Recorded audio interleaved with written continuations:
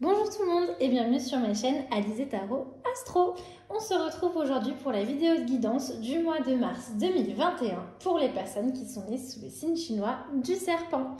Alors, je vais commencer cette vidéo en vous souhaitant une très belle nouvelle année. Je sais que je vous l'ai déjà souhaité en janvier, mais cette fois-ci, je vous le redis parce que le 12 février, nous avons débuté le nouvel an chinois. Qui, comme je vous le rappelle dans chaque vidéo, est un petit peu décalé toujours par rapport à notre nouvel an, puisqu'il se calcule par rapport à la nouvelle lune, donc entre mi-janvier et mi-février selon les années.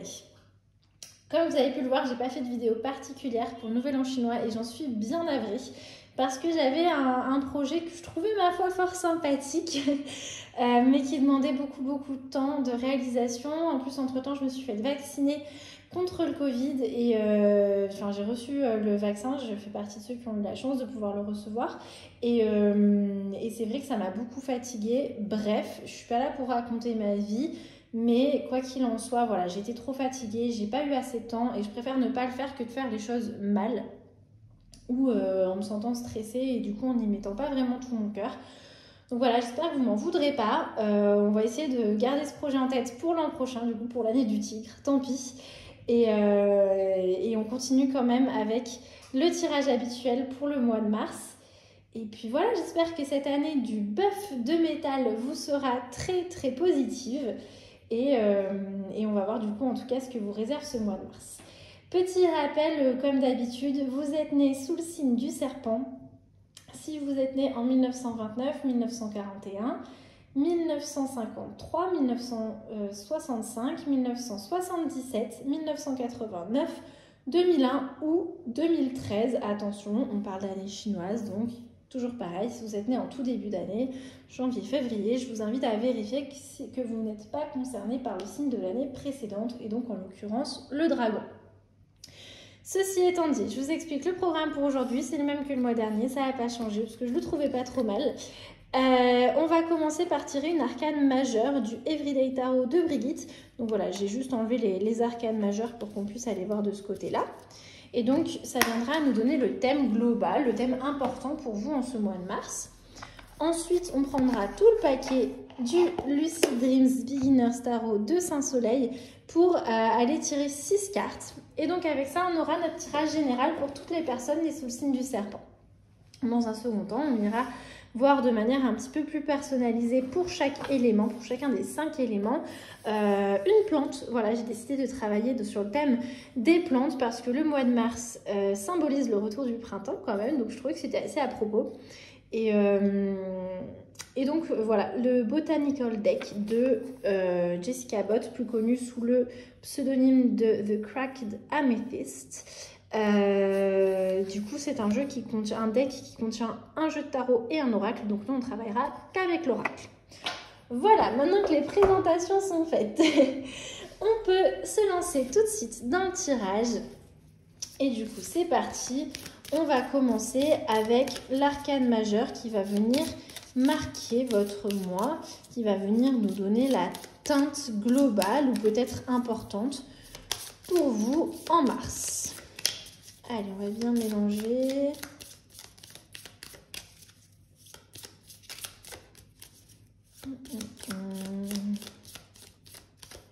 Hop là. Et on a le soleil, donc une carte très positive. Comme d'habitude, je ne commence pas tout de suite, je tire d'abord toutes les cartes et après, une fois qu'on aura tout devant nous, on se lancera. Comme ça ne fait pas de pause au milieu. Je préfère tout faire d'un coup, c'est plus agréable, je trouve.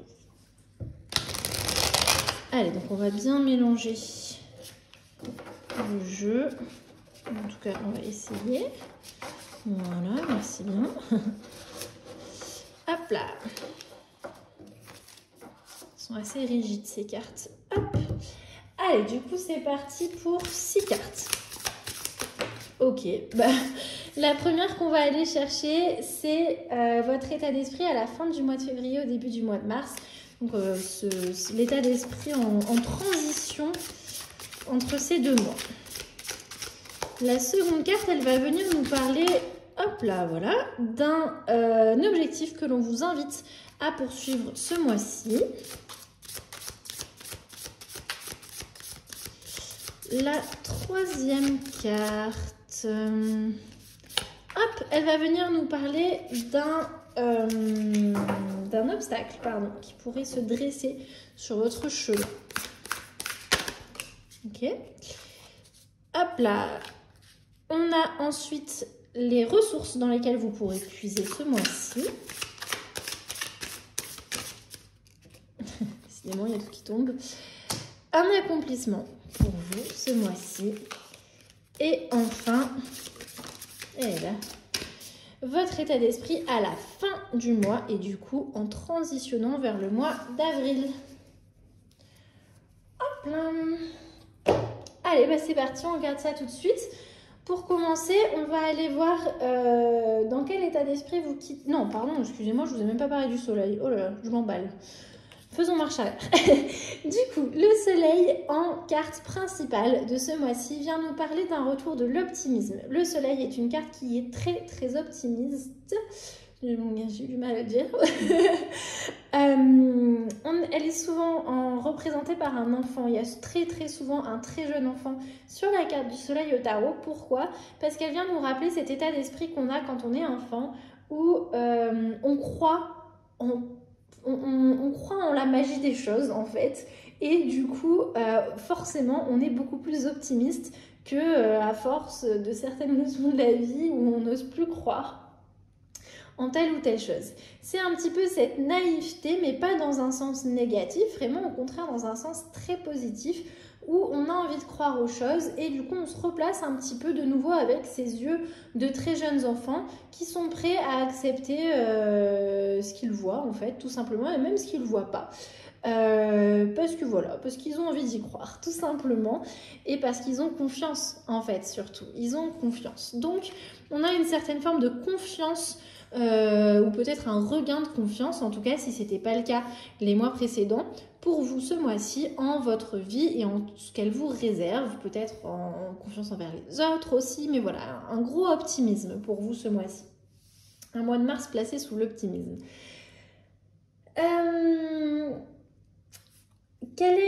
Dans quel état d'esprit vous allez quitter le mois de février? On a la reine de coupe inversée.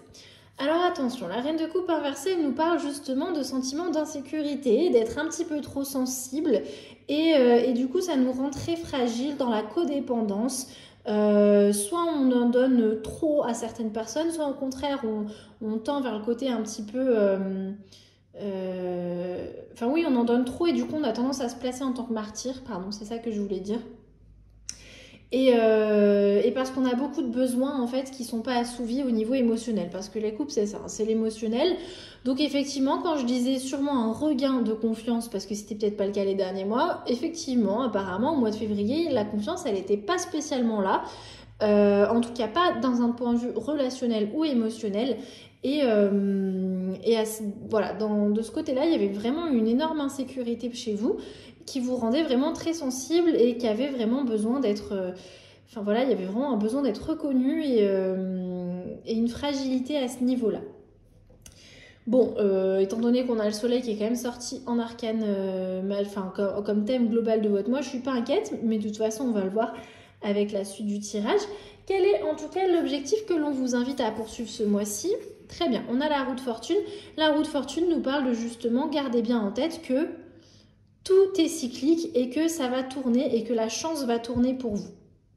La roue de fortune, elle nous parle de croire en la chance, en la bonne chance, de croire que justement ce qui a été inversé va revenir à un moment donné. Et c'est une notion de karma et d'accepter le fait qu'il y a des changements qui ne sont pas toujours les bienvenus, mais en tout cas là, a priori vous avez donné votre part de changement assez négatif et ça va enfin tourner. Et donc l'objectif que l'on vous invite à poursuivre, c'est à vous préparer à ce que justement les choses rebasculent à nouveau vers le positif pour vous. Voilà, il y a vraiment une notion de cycle, de karmique pour les personnes qui travaillent sur leur sur une notion de karma ou de vie antérieure. Ça peut être aussi des objectifs à poursuivre pour vous ce mois-ci, ou même si vous ne l'aviez jamais fait et que ça vous intéresse, peut-être qu'il y a aussi notion de ça, de vous plonger un petit peu dans ces notions-là ce mois-ci. Mais en tout cas, il y a quand même, c'est de bon augure, hein, cette roue de fortune. les choses vont... Bah, la roue tourne, tout simplement. La roue de fortune, je peux pas le dire autrement.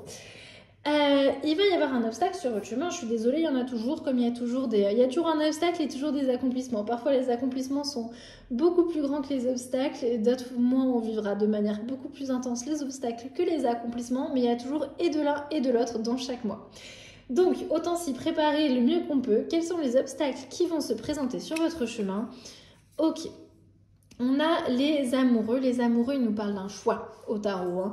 Alors effectivement, c'est une carte qui peut être quand même assez empreinte de cette notion d'amour romantique, de relation.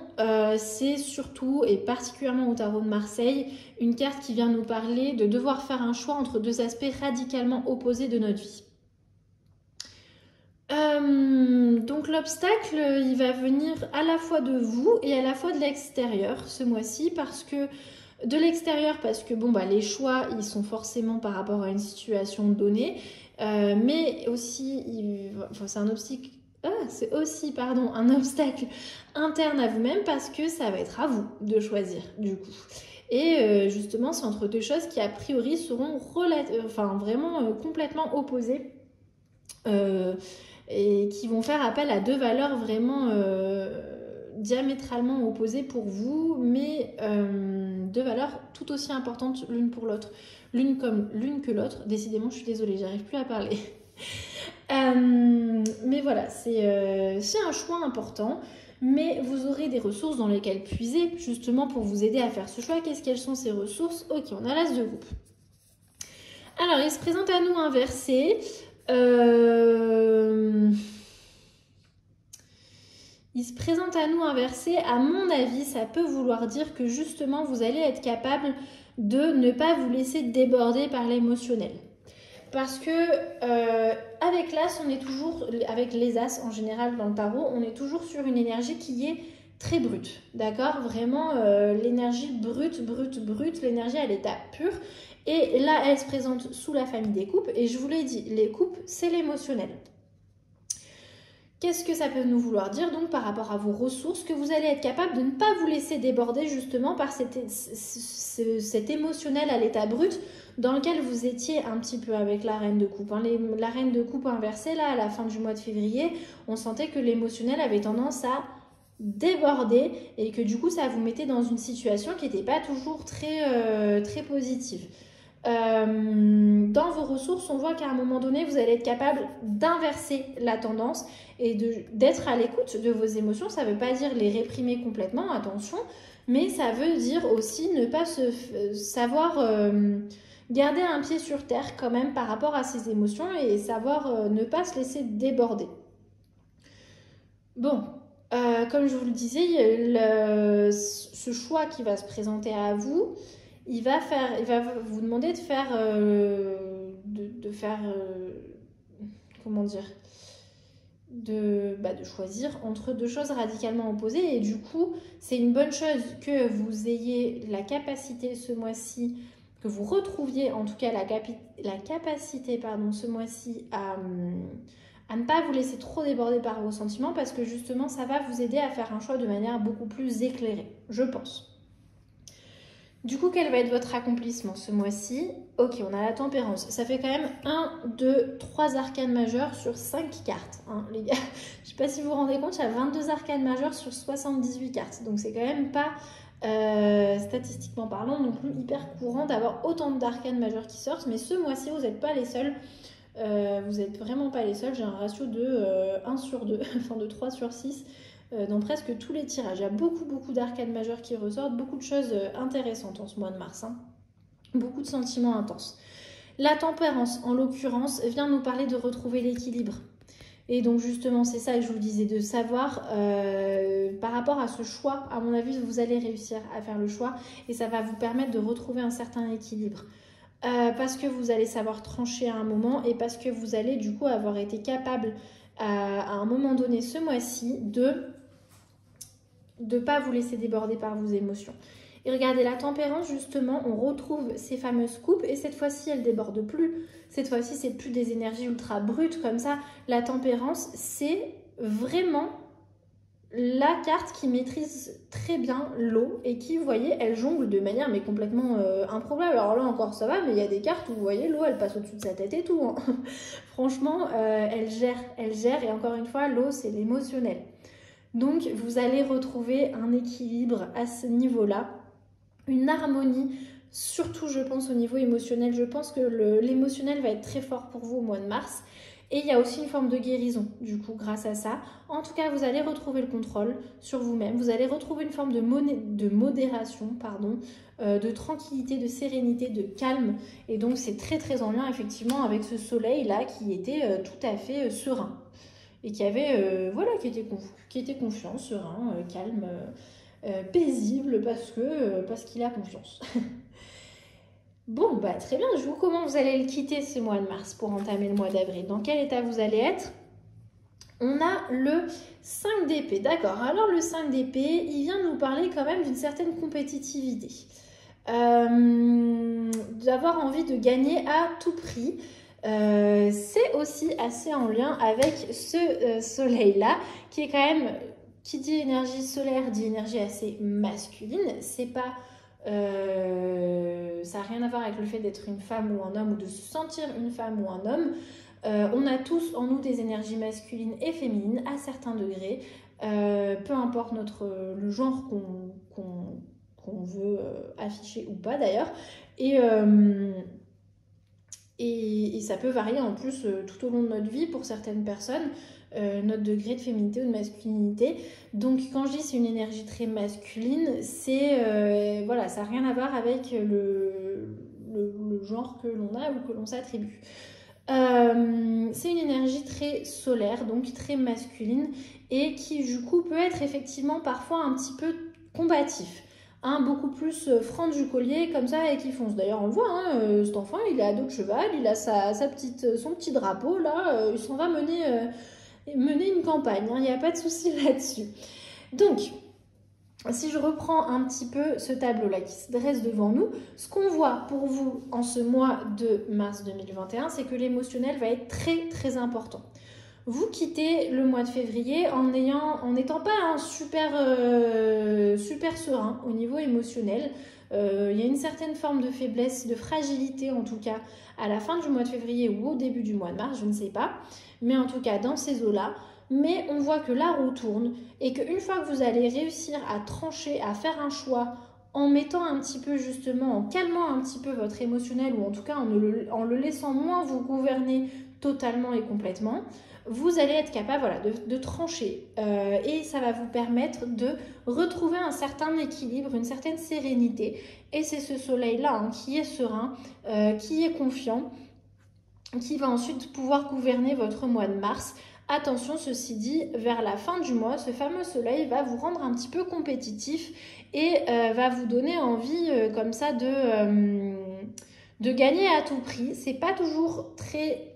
c'est pas négatif, c'est pas positif, mais voilà, faites bien attention à ne pas rentrer dans une compétitivité qui tourne au conflit. Voilà, c'est juste ça. Bon, très bien. Allez, donc maintenant on va passer à la seconde partie. Donc comme je vous le disais, on va aller prendre la partie oracle. Alors je regarde parce que hop, j'ai peint les tranches pour ne pas mélanger l'oracle et le tarot. Ouais, c'est bon. Alors, petit topo habituel, je vais essayer de le faire rapidement. Mais on ne sait jamais, s'il y a des nouvelles personnes qui regardent la vidéo, qu'elles comprennent ce qu'on fait. En astrologie chinoise, on a 12 signes, ça vous le savez déjà sûrement, mais on a aussi 5 éléments. Donc chaque élément revient par cycle de 60 ans dans un signe donné. Et donc selon votre année de naissance, vous n'allez pas être le même serpent. Pas tout à fait en tout cas. Donc ce qu'on va faire, c'est qu'on va aller tirer une carte pour chaque élément. À chaque fois, je préciserai pour chaque élément quelles sont les années de naissance qui sont concernées. Gardez bien en tête, je le répète vraiment à chaque fois, mais qu'on parle d'année chinoise et que si vous êtes né en tout début d'année, vous n'êtes peut-être pas sur la bonne vidéo, faites attention. Et dernière chose avant de me lancer, pour les cartes oracles, je commente toujours beaucoup moins parce que je trouve que c'est la partie où c'est intéressant pour vous d'écouter un petit peu plus votre intuition et de voir comment ça peut vous parler ou pas, sans que je parasite trop avec mes filtres, parce que c'est quand même assez... Enfin, on peut pas trop s'en empêcher, quoi. Donc, même si j'essaie toujours de rester très objective, je reste humaine avant tout et ça passe forcément par mes filtres. Donc voilà, pour la partie où je travaille avec les oracles, je vous laisse un petit peu plus écouter votre intuition, mais je vous rassure, j'irai quand même vous lire ce qui est écrit dans le livret, ou vous le traduire plus ou moins. J'espère que ce sera une traduction de qualité comme ça. Allez, du coup, on va commencer avec les serpents de terre. Les serpents de terre, vous êtes nés en 1929 ou 1989.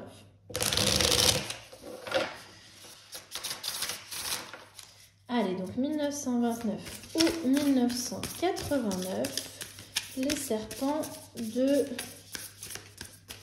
terre.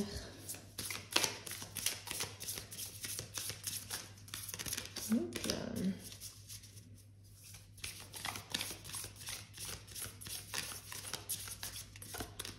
tac.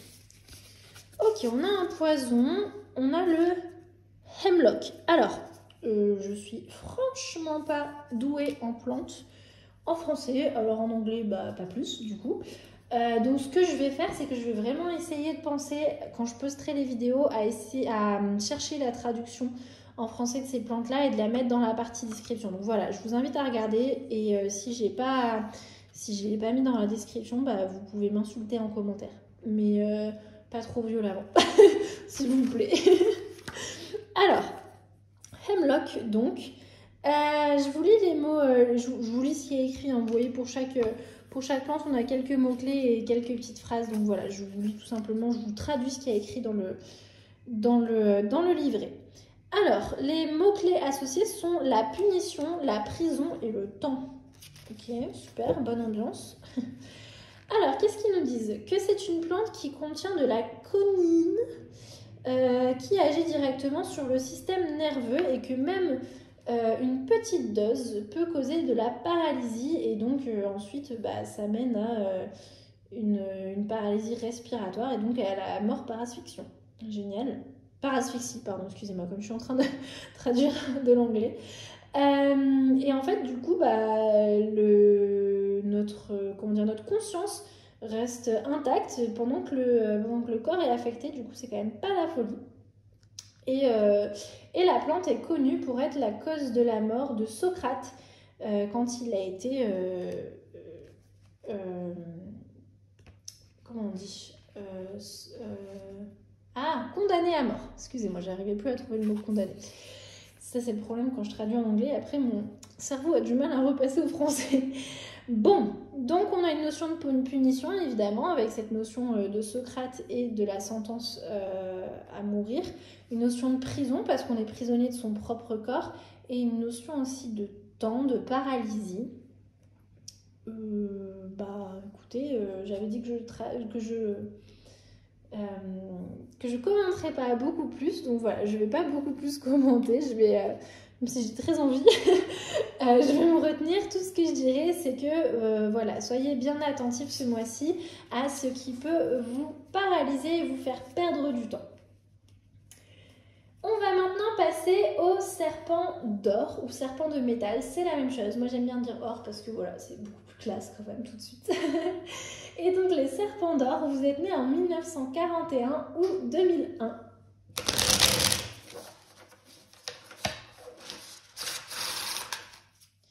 Hop là. Donc 1940. Hop là, il a volé.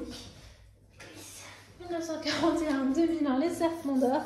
On a ce champignon qui a sauté, qui a virevolté, qui voulait se manifester. Donc, famille des champignons, on a le corpse finder qui, voilà, si je traduis de manière littérale, nous dit le trouveur de corps. Mais je pense que ça ne s'appelle pas comme ça en français. Encore une fois, j'essaierai de chercher les traductions. Alors, on va aller chercher dans le livre. Il a. Donc, les mots-clés associés sont la mort, les signes et les présages. ils nous disent que c'est un champignon qui a été nommé de manière très appropriée parce que en fait c'est un champignon qui pousse là où des carcasses d'animaux, du coup, là où des animaux morts reposent. Et ça a aussi été trouvé sur des sites de corps en décomposition dans des meurtres ou quoi. Donc grosse ambiance aussi pour vous les, les serpents d'or. Il y a une notion, et c'est ressorti dans les mots-clés, de signes et de présages. Et donc peut-être d'être attentif aux choses qui se présentent à vous, peut-être d'ailleurs en rapport avec le choix que vous allez devoir faire ce mois-ci. Il y avait aussi le mot de la mort dans les mots-clés. Attention, ça ne veut pas dire que quelqu'un va mourir ou que vous allez mourir. La mort dans sa symbolique vient surtout nous parler de la fin de quelque chose, de la fin d'un cycle. Et donc repenser aussi à cette roue de la fortune qui nous disait que justement il y avait un certain cycle qui allait prendre fin pour vous. Je n'en dis pas plus, encore une fois, même si j'ai très envie. On va maintenant passer aux serpents d'eau. Les serpents d'eau, vous êtes nés en 1953 ou en 2013.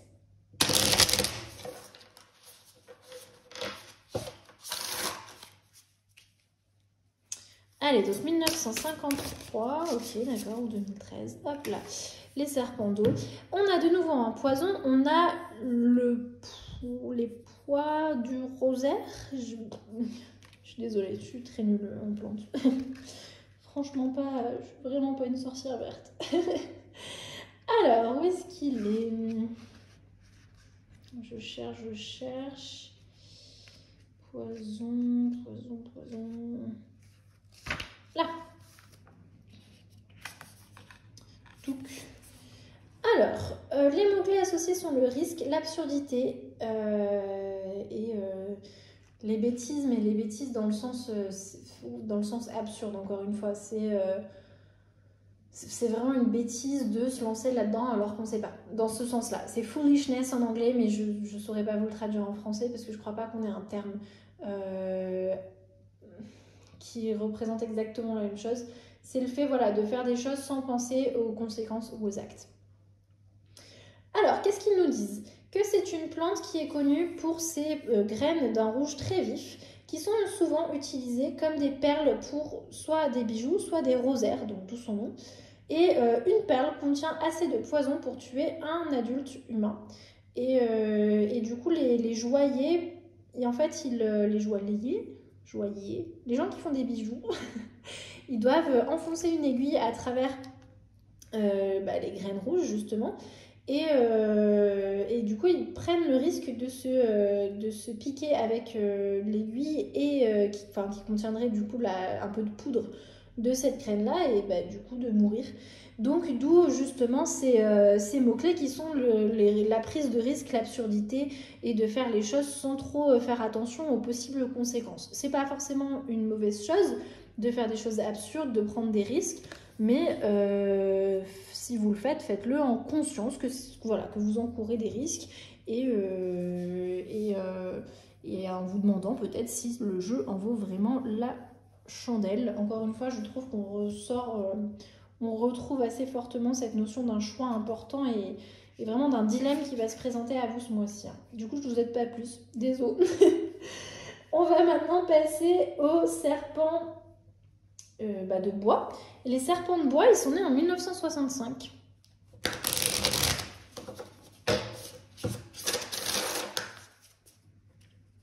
Hop là. Allez, donc serpent de bois, 1965. Allez, on change un petit peu de registre. On est sur les herbes aromatiques et on a du basilic. Ça va, ça je le reconnais et en plus je sais le traduire. Ouf, quelque chose de facile. Alors, qu'est-ce qu'il nous dit? Il nous dit, les mots-clés sont l'abondance, la prospérité et l'amour. Donc effectivement, on change bien de registre. Là, on est sur quelque chose de beaucoup plus positif quand même pour vous, les serpents de bois. Alors, c'est une plante qui est connue comme la reine des herbes. Et c'était c'est un favori dans la cuisine méditerranéenne, toujours aujourd'hui, pour ses arômes forts. Et surtout en Italie, où les jeunes hommes donnaient à leur bien-aimé un pot de basilic comme cadeau pendant les jours de fête en fait. Et c'est aussi utilisé avec des propriétés magiques pour attirer la fortune et l'abondance. Donc voilà, on a ce symbole de l'amour par rapport au cadeau qui était offert en Italie au bien-aimé. Et on a effectivement ce symbole d'abondance et de prospérité qui est très connu en magie, effectivement. En plus, moi, perso, j'adore ça, le basilic, mais je suis méditerranéenne, donc je tombe pile dedans. Donc, très très bon, de très très bonnes choses, a priori, de très bons thèmes à aborder pour vous ce mois-ci.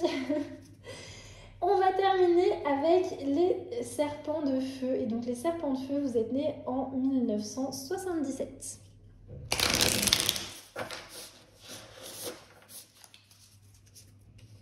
Hop là. Bon, je suis un peu maniaque, je la remets à chaque fois. Alors, 1977, les serpents de feu. C'est laquelle que je sens? C'est celle-là. Hop. Alors, de nouveau sur les herbes aromatiques, on a la coriandre, qui est une plante qui divise, mais que personnellement j'adore, même si on s'en fiche de ma vie, encore une fois. Alors, la coriandre, qu'est-ce qu'elle vient nous dire? Les mots-clés associés sont le dégoût, la révulsion. Bon, super. Ouais, effectivement, pour certaines personnes, ça fait cet effet-là. En fait, c'est une plante qui est utilisée dans la cuisine asiatique et mexicaine, et même aujourd'hui un peu partout dans le monde. Et en fait, elle contient un composé qui s'appelle l'aldéhyde, qui est aussi utilisé dans le savon. Et en fait, il y a un certain pourcentage de personnes qui peuvent sentir ce composé, l'aldéhyde, et du coup, bah, pour eux, ça fait que la coriandre, ça a un goût de savon et c'est juste révoltant, c'est pas possible. Et c'est dégoûtant. Et il y a un petit fun fact, donc je vous le partage. Fun fact, les graines de la coriandre sont utilisées aussi comme une épice. D'accord, bah, je ne savais pas, je pensais qu'on pouvait utiliser juste les herbes et pas aussi les graines. Bon, alors la bonne nouvelle, c'est qu'il y a qu'un pourcentage de la population, je ne sais pas quel il est, mais ils disent que c'est un petit pourcentage, alors ce serait intéressant de regarder. Si jamais je pense à aller chercher cette information et à vous la mettre dans la description de la vidéo, vu que de toute façon je dois faire un peu de travail dans la partie description ce mois-ci. Du coup, ça veut dire qu'il n'y a pas forcément tout le monde qui va... Enfin, vous n'allez pas forcément tous être dégoûtés par quelque chose, mais peut-être soyez attentifs à une notion comme ça de quelque chose qui pourrait dégoûter certaines personnes, dont vous ou pas. Voilà, je sais pas si ça parle ce que je vous dis, je sais pas. En tout cas, c'est là-dessus, sur cette note un peu floue, qu'on va terminer le tirage. J'espère que ça vous aura quand même plu, ou en tout cas que ça vous aura intéressé, que ça vous aura permis de réfléchir à certaines choses pour votre mois de mars. Je vous remercie d'avoir regardé jusqu'au bout. Si jamais vous voulez encourager mon travail, ce serait trop cool. Vous pouvez le faire en vous abonnant si ce n'est pas déjà fait, en mettant un pouce sous la vidéo, en commentant la vidéo, en partageant la vidéo ou en parlant tout simplement de mon travail autour de vous à des personnes que ça pourrait intéresser. Quant à moi, encore une fois, je vous remercie d'avoir regardé jusqu'au bout et je vous dis à très bientôt. Prenez bien soin de vous. Salut!